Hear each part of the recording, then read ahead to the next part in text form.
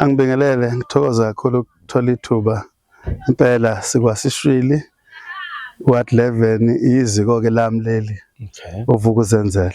Ward 11-ke unamazika amane, yilo leli likwaShwili, kube khona lapha kwaNcwane eNkonjeni, kube khona Empolweni, bese kuba iNtendeka. Wakhiwe lawo maziko awu-4 ngoba enkatheni kusetshenzwa ngey'-structures nama-VD.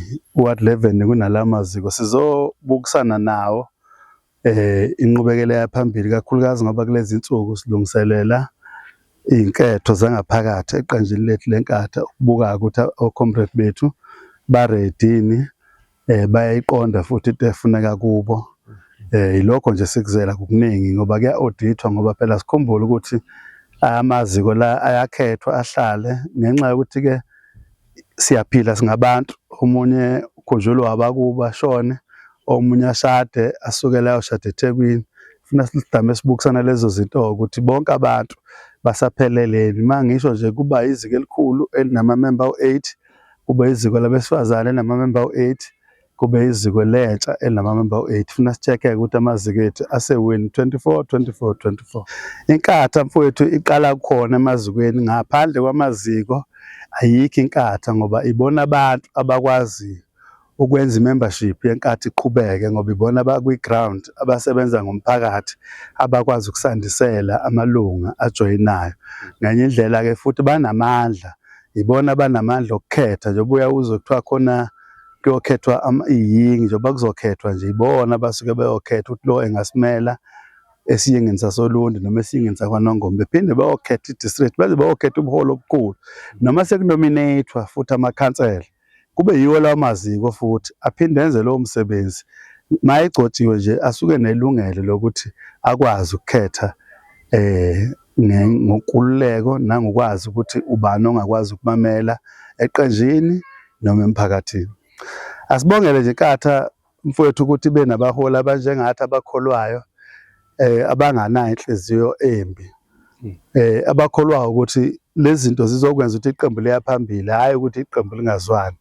Ngeke sibe nayo into eyoba inhlakanhlaka. Siyathembisa kubabukeli nabalaleli ukuthi noma ngabe akwinanga isayidi lami njengomhlungu kuwine elinye, kodwa ngiyosapota lelo. Ngilungise-ke lapho ukuthi umhla ka-13 awukabikho, asinalo usuku oselikhishiwe i-NEC yethu noma i-National Council ihlezi namhlanje. Kuyaye kuphume-ke into eshoyo isekhulu ukuthi nalo usuku, asikabi nalo usuku olukhishiwe lokuthi inketho ihlala nini. Umuntu uthi akagcizelele ubunye nobumbano, nokuthi bonke abantu bebe nomoya esawufundiswa umholi wethu uMntwana. UMntwana-ke wawusuka lowo moya wawushiyela kubaholi bethu uNgotsha. Uphathe kabi uma uzwa abanye bethi kunabanye abangakholelwa kuNgotsha, kunabanye abangakholelwa mhlampe kuGwala noma abangakholelwa kuMphembe. Abaholi bethu bonke abashiya uMntwana waphinda angene, sikholelwa kubo bonke ukuthi iqembu lisa phambili, futhi sifisa ukuthi ikatha yonke ibumbane ngalezi ikhatha ezinje, ngoba ikwazile ukubumbana ngey'khathi enzima uMntwana ehamba umholi wethu. Angiboni ukuthi yini engenza ukuthi namhlanje kuthiwa inkathi siyahlukana, ihlukaniswe inketho nje zangaphakathi. Sithi umlezo wethu noma yimuphi ongawinanga angalokothi azonto omunye, futhi kungabikho abazophazamisa, bephazamisa ngenhloso yokuthi lungaqhubeki ukhetho noma lonakale ngoba yena ebona ukuthi la befuna ukumphakamisa akaphumelelanga. Empilweni sikholwa yilokho ukuthi kuyophumelela omunye angaphumeleli, kodwa nje nginethemba lokuthi ubunye ne-unity sicela ibe khona. Siyakholelwa futhi ngoba siyakholwa kunabafundisi ngenkatheni, khona oMusa Zondi, nami ngomunye osanda kugcotshwa ngise-fresh. Sithandazela lokho ukuthi inkatha ayingene umoya wokukholwa nomoya wokuzwana. Njengoba ngithi sihlangene namhlanje sizofaka lowo moya ukuthi umuntu uma enomuntu wakhe amthandayo akungasenzi isixabano. Lento-ke yamaqembu ifana nebhola mfowethu, kuyenzeka ekhaya lodwa kube khona uSupport Case, kube khona uSupport Pirates.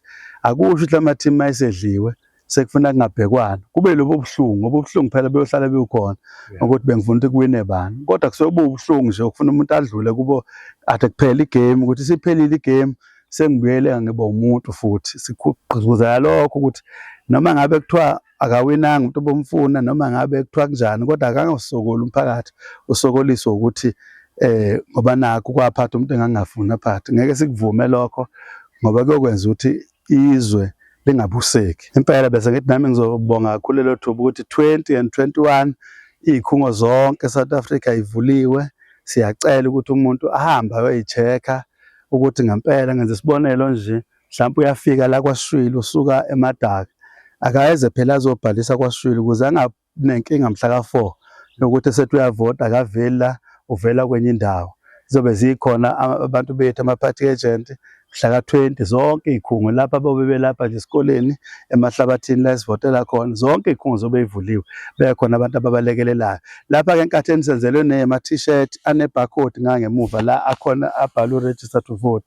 Uma unqena ukufika uyaskena nje ngefoni yakho ikhambe nawe ikukhombise konke ukuthi urejista kanjani. But siyagqugquzela-ke nabantu abasha nje ukuthi abavote ngoba isizathu sokuthi la uLundi ubone ngathi siyancisheka amathuba, abantu ababhalisile. La ngigcine nje ngivela ukuthi abantu abala uLundi abavotayo mhlawumbe bawu-900,000 ngenza isibonelo, kodwa thina more than 1 million. Kwenza ukuthi uhulumeni-ke mayiseletha inkece ayiletha la, aletha imali elingana abantu okungesibo. Kanti masizobhalisa, ngoba ukubhalisa akudingi ukuthi uzobe yiqembu lenkatha. Ukubhalisela ukuvota kufuna i-ID nje umuntu omusha ukuthi kuvele ukuthi ngempela uLundi lulonke sinabantu abawu-2 million, ukuze masabela imali iphume u-2 million. Abangasincisha imali ngenxa yokuthi bahlalile, abarejiste kuvele ukuthi uLundi kunabantu abangaka.